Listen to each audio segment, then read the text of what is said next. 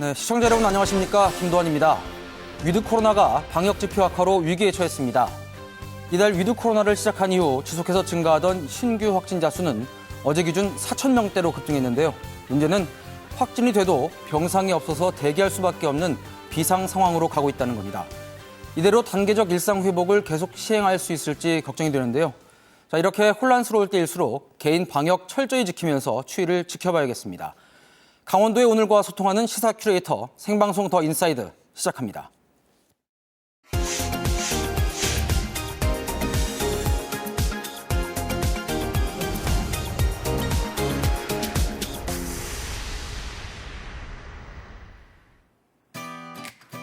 오늘 하루를 뜨겁게 달군 사건 사고부터 놓치지 말아야 할 주요 뉴스를 한눈에 정리해드리는 오늘은 뉴스캐스터 서희원입니다.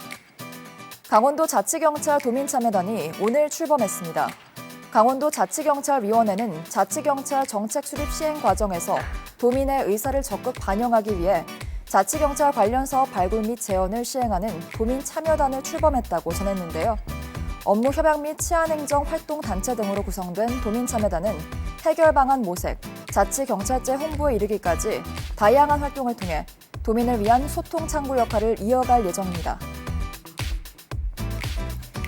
2025년 고교학점제 전면 시행에 따라 국영수 수업이 150시간 축소될 예정입니다. 교육부의 2022 개정 교육과정 총론 주요 사항에 따르면 고교학점제를 바탕으로 고등학교 수업량을 2,890시간에서 2,720시간으로 축소해 국영수 과목의 수업 시수를 150시간 감축하겠다고 밝혔는데요. 이에 따라 초등학교는 선택 과목이 도입되고 중학교 자유학년제는 한 개 학기로 축소돼 적용될 방침입니다. 2021 DMZ 평화경제 국제포럼이 오늘부터 이틀간 고성에서 개최됩니다. 올해로 세 번째를 맞는 평화경제 국제포럼은 세계 평화와 공동 번영에 기여하고 평화경제 비전을 공유하기 위해 마련됐는데요. DMZ 일대를 방문하는 평화체험을 비롯해 남북협력과 강원도 평화경제 특구 구상 등 한반도 평화보건력과 국제협력을 주제로 다양한 토론회장을 마련할 예정입니다. 장애인의 탈시설 자립생활권과 이동권을 보장하는 강원도 선언문이 발표됐습니다. 강원도 선언문에는 장애인 단체 및 기관 대표들과의 장애인의 탈시설을 권리로 인정하고 특별교통수단, 저상버스 등 장애인의 이동권을 보장하는 내용이 담겼는데요. 이에 따라 현재 도내 4곳에서 운영 중인 장애인 자립주택이 추가 지원되고 탈시설 지원 금액 및 대상도 확대될 방침입니다. 도내 어려운 이웃들에게 온기를 전하는 희망 2022 나눔 캠페인이 다음 달부터 시작됩니다. 도 사회복지 공동 모금회는 간담회를 통해 올해 슬로건인 나눔, 모두를 위한 사회 백신을 공개하고 다음 달부터 62일간의 대장정에 나선다고 전했는데요. 올해 강원 지역의 모금 목표액은 72억 7,400만 원으로 모금된 성금은 코로나19 일상회복 지원, 위기가정 긴급지원 등 일상생활에 어려움을 겪고 있는 이웃들에게 전달될 예정입니다. 지금까지 오늘은 뉴스캐스터 서희원이었습니다.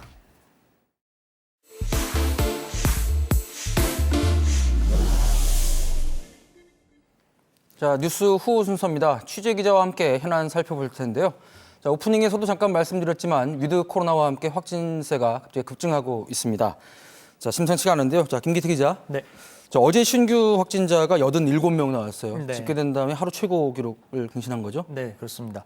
말씀해 주신 것처럼 단계적 일상 회복을 통한 경기 회복 등에 대한 기대감이 상당히 높았었는데 이 코로나19 확산세가 아주 심상치가 않습니다. 전국적으로도 그렇고 도내에서도 아주 연일 확진자가 지금 쏟아져 나오고 있는 상황인데요. 어제 기준으로 전국에서 4천여 명이 지금 확진 판정을 받았고요. 도내에서도 지난해 2월이었죠. 코로나19 첫 도내 확진자가 발생한 이후 역대 최다인 87명이 어제 확진 판정을 받았습니다. 시군별로는 원주에서 33명으로 가장 많았었고요. 춘천이 13명, 속초 6명 등 아주 도내 곳곳에서 지금 확진자가 지금 쏟아져 나오고 있는 모양새입니다. 오늘도 확진세가 지금 계속 이어지고는 있는데 어제보다는 확진자가 많이 줄긴 했지만 조금 전인 오후 6시를 기준으로 도내 확진자가 43명이 발생을 했습니다. 누적 확진자도 이미 8,300명을 지금 훌쩍 넘은 상황이거든요. 이대로라면 연말까지 10,000명을 넘어설 것이라는 예측이 조심스럽게 나오고 있습니다. 뭐 연말에 모임도 많고 또 겨울이고 하다 보니까 네. 또 더 걱정이 되는데 최근에 이제 특히 저 걱정되는 게 우리 아이들 최근에 이제 전면 등교하기 시작했잖아요. 네. 이제 2년 만에 아이들 교실로 다 돌아간 것이었으니 반갑긴 했는데 이러다 다시 또 원격 수업해야 되는 거 아닌가 또 이런 걱정이 듭니다. 네, 그렇습니다. 단계적 일상회복 방안이 추진된 다음에 이제 도내 학교들도 모든 유치원과 학교들이 전면 등교를 시작을 했는데 지난해 2월에 도내 첫 확진자가 발생한 이후에 어쨌든 21개월, 거의 약 한 2년 만에 지금 모든 학교가 이제 전면 등교를 하게 된 거거든요. 코로나19가 지속이 되면서 사실 학생들의 이 학습 결손으로 인한 학력 격차 문제 계속해서 제기돼 왔었는데 언제까지 또 원격 수업이나 이런 부분에만 의존할 수 없기 때문에 결국은 이제 위드 코로나에 맞는 교육 정책을 추진을 한 건데요. 말씀해 주신 것처럼 이 확진자가 지금 계속해서 쏟아져 나오고 있다 보니까 아이들도 이 확진자와 접촉을 하거나 이렇게 되면서 확진자가 계속해서 나오고 있는 상황입니다. 기존의 거리두기 단계에 따른 학교 밀집도 구분이 폐지가 되면서 전국의 모든 학교가 전면 등교로 전환을 하긴 했는데 이렇게 되면서 지금 교육당국의 고민이 조금씩 계속해서 깊어지고 있는데요. 이 코로나19가 계속해서 지금처럼 폭발적으로 확산할 경우에 과연 아이들을 계속해서 학교를 이대로 보내도 될지 사실 가장 궁금해하실 부분일 것 같은데 일단 현재까지 교육부의 방침은 전면 등교 유지 방침입니다. 학생의 가족 등이 자가격리 통보를 받더라도 예방접종을 마친 학생의 경우에는 일단 등교가 가능합니다. 그리고 예방접종을 아직 못했어도 등교 전 48시간 이전까지 그 이내에 PCR 검사 결과 음성 판정을 받게 되면 역시 등교를 할 수 있습니다. 또 학생의 가족이 확진 판정을 받았다면 PCR 검사 결과가 음성이거나 또 밀접 접촉 당시 예방접종을 마쳤거나 혹은 무증상일 경우에도 지금 등교가 가능한 것으로 이렇게 지침이 정해져 있습니다. 확진 판정을 받았던 학생이 치료를 다 마치고 난 이후에 격리에 해제될 경우에도 바로 등교를 할 수 있도록 한다는 게 지금까지 교육당국의 방침입니다. 그러면 이제 어지간하면 등교 수업 계속 유지하겠다 그렇습니다. 이런 게 방침인 것 같은데 네. 이제 우리 이제 일반 성인들과 달리 우리 어린 학생들은 지금 백신 접종률이 굉장히 낮은 거잖아요. 그렇습니다. 네. 그래서 그 우리 일반적으로 적용되는 방역 수칙하고 우리 학교 교육 현장에서 적용해야 할 방역 수칙하고는 좀 차별화가 돼야 된다는 생각이 듭니다. 네, 그렇습니다. 교육 현장의 방역 대책에 대해서 역시 또 궁금해하시는 시청자분들 많으실 텐데요. 이 전면 등교가 시작이 되면서 학생들이 학교에 모두 등교를 하게 되니까 그만큼 밀집도가 높아지겠죠. 그렇게 돼서 일단 교육부에서는 이 KF80 이상의 마스크 착용과 또 의심 증상 시 신속 검사 등 기존 수칙들을 계속해서 유지를 하고 또 방역 인력 추가 투입이라든지 또 선제적으로 찾아가는 PCR 검사를 지금 확대해서 운영을 하고 있거든요. 그래서 확진자가 발생을 했을 경우에는 찾아가는 PCR 검사로 선제적으로 학교에서 자체적으로 판단을 해서 전교생을 대상으로 PCR 검사를 진행을 한다든지 이런 부분에 지금 주력을 하고 있습니다. 또 교과, 비교과 교육 활동 같은 경우에도 뭐 축제 같은 또 대회나 뭐 이런 부분에 있어서도 학교 단위 활동 또 숙박형 체험학습을 허용을 한다든지 또 방과후 학교 전면 운영도 계속해서 지금 기조를 유지해 나간다는 방침입니다. 결국 큰 틀에서 보면은 위드 코로나에 맞게 교육도 그 수치에 맞게 지금 계속해서 좀 전면 등교를 유지하겠다는 기조를 보이고 있는 건데요. 결국 학교 안에서나 학교 밖에서나 학생 개개인 또 학부모 모두가 이 함께 노력을 해야지 이 교육 현장의 안전한 이 일상 회복도 조금 더 속도가 붙지 않을까 생각이 됩니다. 그러니까 위드 코로나 이제 단계적 일상 회복 이런 것들이 이제 백신 접종도 많이 됐고 하니까 네. 일상 회복을 하면서 이 중증 환자를 좀 관리하자 뭐 이런 취지로 시작된 건데 네. 그런 점에서 보면 이제 어느 정도 확진자가 증가하는 거는 예상을 했던 문제인 것 같고 문제는 좀 가파르다는 거하고 또 하나는 이 확진자가 늘어날 때 이분들을 제대로 치료할 수 있는 시설을 갖춰야 되는 거 아니냐 뭐 이런 이제 문제가 있을 텐데 네. 지금 강원도 병상 확보율은 좀 어느 정도까지 찼나요? 네, 말씀해 주신 것처럼 지금 확진자가 지금 계속해서 늘어나고 있는 상황이기 때문에 병상 확보에 대한 부분도 계속해서 문제가 제기가 되고 있습니다. 오늘 0시를 기준으로 도내 코로나19 관련 병상 가동률은 치료병원이 72.2%고요. 생활치료센터가 55.4%로 아직까지는 수도권에 비해서는 다소 좀 여유가 있는 상황입니다. 근데 문제는 말씀해 주신 것처럼 사실 중환자 병상이거든요. 이 지금 현재 강원대병원, 또 원주 세브란스 기독병원, 또 강릉 아산병원 등 3개 병원에 모두 지금 36개 병상이 마련이 되어 있는데 현재 24개 병상, 3분의 2 정도가 지금 차 있어서 12개 병상만 지금 남아있는 상황입니다. 중등증 환자 병상도 원주, 강릉, 속초, 삼척의료원에 설치된 전체 388개 병상 중에서 지금 현재 72.7%인 282개 병상이 현재 차 있는 상태입니다. 남은 병상이 한 106개 정도거든요. 그리고 이런 상황이기 때문에 강원도에서는 일단 병상 확보나 이런 문제에서 지금 굉장히 고민을 하고 있는데요. 사실 이 병상 말고도 나머지 부분에 대해서 강원도는 계속해서 대책을 마련을 하고 있는데 지금 일단 강원도는 다음 달 1일부터 98개 중등증 병상과 11개 중증 환자 전담 치료 병상을 운영을 하고요. 다음 달 15일까지 도내 3개 의료기관에 27개 병상을 중환자 병상으로 지금 추가 확보를 하겠다는 계획을 오늘 오전에 발표를 했습니다. 여기에도 더 발 맞춰서 현재 각자 집에서 무증상이거나 경증 환자의 경우에는 일단 재택 치료를 지금 계속 추진을 하고 있는데요. 지난 일주일간 확진자 475명 가운데 14.7%인 70명이 도내에서도 재택 치료를 진행을 했습니다. 주로 말씀해드린 것처럼 경증이나 무증상 환자들인데 강원도는 앞으로 이 확진자 발생 상황에 맞춰서 동시에 150명 정도까지는 관리할 수 있는 재택 치료 인력을 추가로 확보를 해서 이제 관리할 예정이고요. 내년에는 조금 더 이 규모를 좀 늘려나가겠다는 계획입니다. 이렇게 해서 도내 환자는 사실 당분간 어떻게든 도내에서는 견딜 수 있을 것 같은데 앞서서 정부가 발표한 것처럼 수도권 확산세가 잡히지 않을 경우에는 가까운 강원도로 이 환자들을 이송시킬 수 있기 때문에 아직까지 이 도내 병상 상황도 안심하기는 좀 이른 상황입니다. 네. 단계적 일상 회복이 이제 한 달 정도 됐는데 우리 취재 기자들 나가서 현장 얘기 들어보면은 경기는 좀 가까스로 나아지고 있다 이런 분위기는 있는 것 같아요. 근데 좀 아슬아슬하죠 지금. 네, 그렇습니다. 문제는 아까도 뭐 잠깐 언급됐지만 이 단계적 일상 회복을 계속 지속할 수 있을까 이게 제일 관심이겠죠 아무래도. 그렇습니다. 참 뭐 유지할 수 있느냐 없느냐를 이 자리에서 말씀드리기 참 어려운 문제인데요.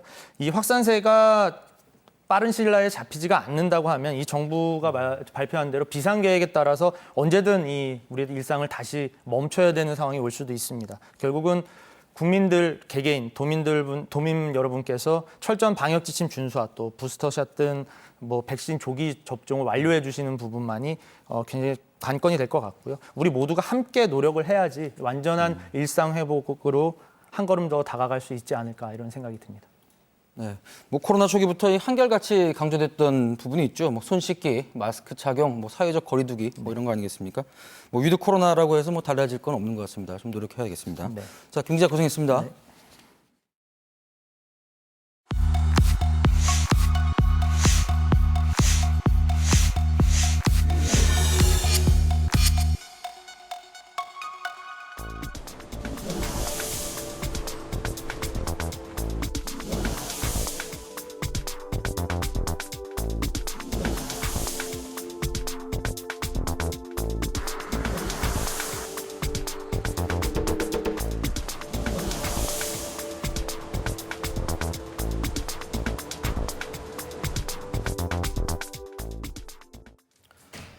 네, 계속해서 줌 인사이드 순서입니다. 최근 동해안 납북귀환 어부 피해에 대해서 국가가 사상 처음으로 책임이 있다는 판결이 나왔습니다. 자, 이 판결 변호를 맡았던 이명춘 변호사님, 자, 전화 연결돼 있습니다. 안녕하세요. 안녕하세요, 이명춘입니다. 네, 뭐 고생하셨고요. 이 사건이 1971년 사건이니까 좀 오래됐습니다. 창동호 사건이죠. 어떤 사건인지 좀 간단하게 설명 부탁드립니다. 1971년도 5월에 북한에 납치되었습니다. 한 6명이 어부 6명이 납치됐다. 1년을 북한에 교육을 시키는 걸 받고 72년 5월에 다시 귀환을 했는데 가족도 만나지 못하고 북한에 간 것을 죄를 물어서 그 어부들을 처벌한 사건이 있었습니다. 근데 이 사건이 고문과 불법 구금 이런 거 조작 이런 것 때문에 무죄를 받았고 이번에는 그거에 대한 손해배상 청구를 해서 국가가 인정을 한 겁니다. 일부를. 네, 그러니까 무죄 판결이 먼저 나왔고 이번에 이제 국가의 책임이 인정된 판결이 나온 건데 뭐 과정이 참 어려울 것 같습니다. 물론 피해자들 억울한 뭐 고통 뭐 이만저만이 아니었겠습니다만 이번에 그 국가 책임이 인정되는 이번 그 판결 승소에서 결정적인 그 지점은 어디였다고 볼 수 있을까요? 그러니까 그 북한이 와서 납치를 해갔는데. 네. 이것을 어부의 잘못으로 이렇게 만들려고 하니까 어부가 월북을 해야 하잖아요. 그러니까 월북을 하려고 할 때 고문과 가혹행위 이걸 계속 했기 때문에 그것이 일정하게 인정이 됐고 그 무죄 판결에 의해서 무죄 판결에 의해서 이 사건은 이제 조금 진도가 그냥 특별한 일 없이 민사 사건으로 처리가 된 겁니다. 좀 억울함이 풀렸을 것 같은데요. 피해자나 이제 가족들 반응이 좀 어떻습니까? 피해자들은 아버지가 다 돌아가셨는데 미쳐서 돌아가셨다 뭐 이렇게 표현할 정도로 상처가 컸습니다. 아버지가 감옥 산 것도 상처였지만 나와서 거의 뭐 생활을 못하고 술만 먹고 폭행을 입사하고 이 아버지가 한편으로 미웠는데 이번 사건을 통해서 우리 아버지가 그렇게 국가가 잘못으로 이렇게 됐다. 그래서 잠깐은 뭐 안도도 하고 일정 부분 기뻐도 하고 또 아쉬워하기도 하고 아무튼 이게 복잡한 감정이 있는 것 같습니다. 네. 이번 판결이 아무래도 이제 국가 책임이 인정된 첫 사례이기 때문에 이제 다른 케이스에도 많이 적용이 되고 참고가 될 것 같은데 승소가 무죄가 났고 국가 책임이 인정됐고 이후 절차는 어떻게 될까요? 물론 이제 그동안의 피해자들의 이제 고통 이런 것들을 뭐 배상금으로 환산하기는 어렵습니다만 어떤 식으로 진행이 될까요, 앞으로? 일단은 판결이 나면 이제 항소 기간이 주어지는데요. 2주간 하고 나서 2주간에 저희는 뭐 항소할 생각이 없는 걸로 일단은 뭐 의견이 좀 모아지고 있고요. 국가에서 항소를 하지 않으면 이제 항소 집행을 하고 그래서 뭐 일단 유족들한테 조금이라도 도움이 되는 그 돈을 드릴 수 있게 되겠습니다. 제가 최근에 이제 개인적으로 기사를 봤는데 그 피해자 중에 김성학 씨라고 계시더라고요. 인터뷰를 봤는데 강원일보 11월 11일자인데 누구든 잡아넣으면 빨리 출세하는 사람들에게 우리 같은 사람들은 아주 좋은 사냥감이었다 이렇게 말씀을 하셨더라고요. 납북어부 피해가 상당히 광범위했고 특히 우리 강원도민들 억울한 일이 굉장히 많았을 것 같은데요. 이 납북기원어부 현황 실태는 어느 정도 파악이 되고 있나요, 지금? 지금 국가도 누구도 그 문제를 정확히 파악하지 못하는데 68년도부터 약 한 10년간 납북기원어부를 처벌하기 시작했어요. 옛날에 그걸 한번 얼추 큰 틀로 조사를 해봤는데 1,400명입니다. 근데 공교롭게도 동해안 700, 서해안 700 이렇게 생각하시면 됩니다. 1,400명 정도가 됐고 700명 정도의 동해안 어부, 즉 강원도 도민이었던 사람들이 납북기원어부로 처벌을 받은 걸로 보입니다. 1,400명, 그리고 700명이면 상당히 많네요. 동해안이라고 그러면 이제 뭐 강원도가 가장 많을 걸로 생각은 되는데 자, 오랫동안 이번 사건 변호하시면서 뭐 우여곡절이 많았을 걸로 생각이 됩니다.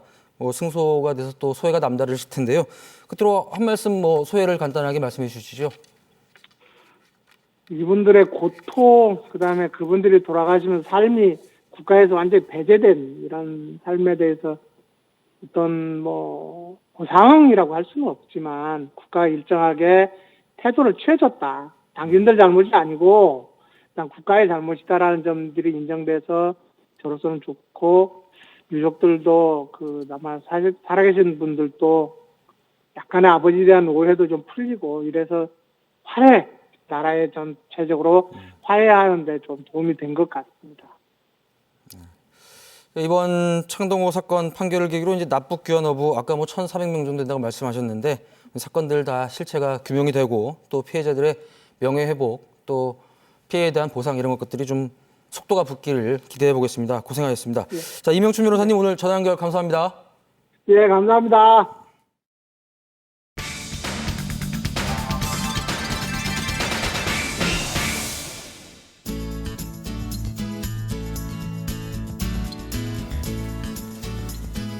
백세 시대 인생 2막을 준비하는 이들이 있습니다. 베이커리를 운영하는 심상윤 씨는 중장년의 나이에 창업을 결심했는데요. 쉽지 않은 도전이었지만 시니어몰을 통해 인생의 새로운 도약을 시작했습니다. 지금까지 안 해본 사업이 없거든요. 마침내 이렇게 시니어몰에서 상인을 모집한다는 소식을 듣고 인생 2막을 준비하는 마음으로 자격증도 따고 체계적인 교육도 받고 SNS를 활용한 마케팅 교육도 받고 이렇게 해서 인생 2막을 준비하게 되었습니다. 중장년층의 인생 2막이 열리는 곳, 전국 최초로 문을 연 봉시크몰인데요. 지난해 문화관광형 시장 사업에 선정된 봉시크몰은 중장년층의 창업 지원을 통한 신규 일자리 창출에 앞장서고 있습니다. 중장년층은 현재 그러니까 지원 사업이 지금 정책 사업이 우리나라 별로 없잖아요. 그래서 중장년층에게 창업을 하기 위한 뭐 점포 그리고 아이템 개발 그리고 이제 마케팅까지 모든 창업을 하기 위한 그 전 과정을 원스톱으로 지원하는 이제 그런 사업입니다.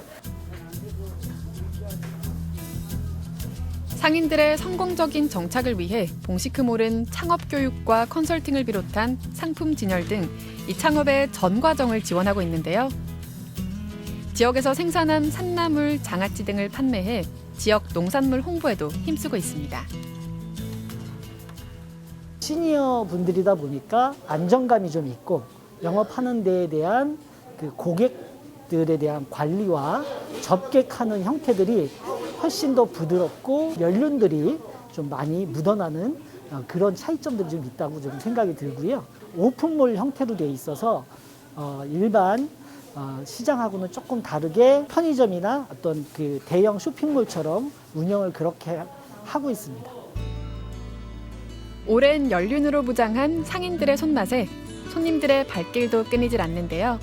지역 농산물로 만든 먹거리는 관광객들의 입맛도 사로잡았습니다. 분위기도 좀 좋고 아주 깨끗해서 뭐 음식도 깔끔하고 또 옛날에 제가 먹던 오뎅 맛도 그대로 나고 아주 맛있게 먹고 있습니다. 봉시크몰은 지역에서 나고 자란 농산물을 판매하는데요. 건강을 중시하는 시니어를 위해 약초 등을 활용한 건강식품도 개발하고 있습니다.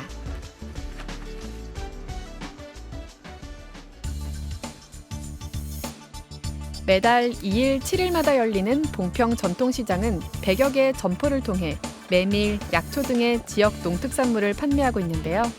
특히 중장년층이 내세운 봉시크몰은 온오프라인을 통한 다채로운 마케팅으로 침체된 지역 상권에 활력을 불어넣고 있습니다. 일단은 활력소가 생긴 것 같아요. 일반 주부로 있다가 또 최초 시니어몰이 모집한다고 해가지고 하게 되니까 좋아요. 일단은 마음은. 발빠른 시대의 변화에 맞춰 농특산물과 먹거리 등의 로컬 브랜드를 육성해 코로나19로 변화된 소비 환경에도 적극 대응합니다.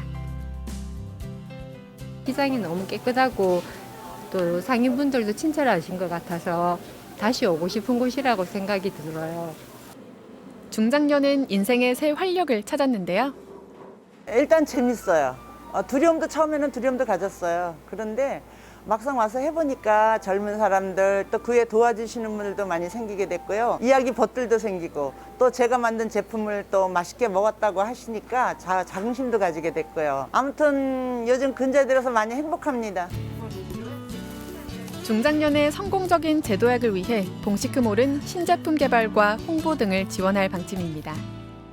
이분들이 이제 조금 더 많은 이제 매출을 올릴 수 있도록 준비를 하는 게 이제 앞으로 어떤 단기적인 그런 계획일 것 같고요. 어르신들이 창업을 해서 지금 장사를 굉장히 열심히 잘하고 계시거든요. 정책 사업으로 중장년층을 지원할 수 있는 그런 사업이 나와서 시니어들에게 좀 더 희망적인 이제 그런 일이 좀 생겼으면 하는 게 제 바람이기도 합니다.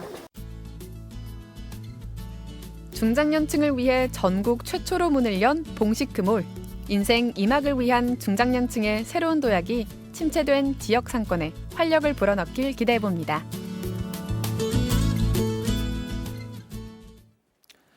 네, 오늘 강원도 일자리 대상 시상식이 있었습니다.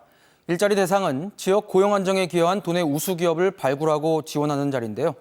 대상에는 지역에서 100명 이상을 고용하며 일자리 창출에 앞장선 홍천의 한 식품 기업이 선정됐습니다. 이 기업은 특히 어르신 일자리 확대로 고령자 친화 기업으로도 지정받았다고 하는데요. 코로나19로 얼어붙은 고용 환경 속에서도 양질의 일자리 창출에 앞장선 도내 수상 기업들에게 고생하셨다는 인사를 보내면서 앞으로 더 많은 양질의 일자리로 지역의 활기가 솟아나길 기대해 보겠습니다.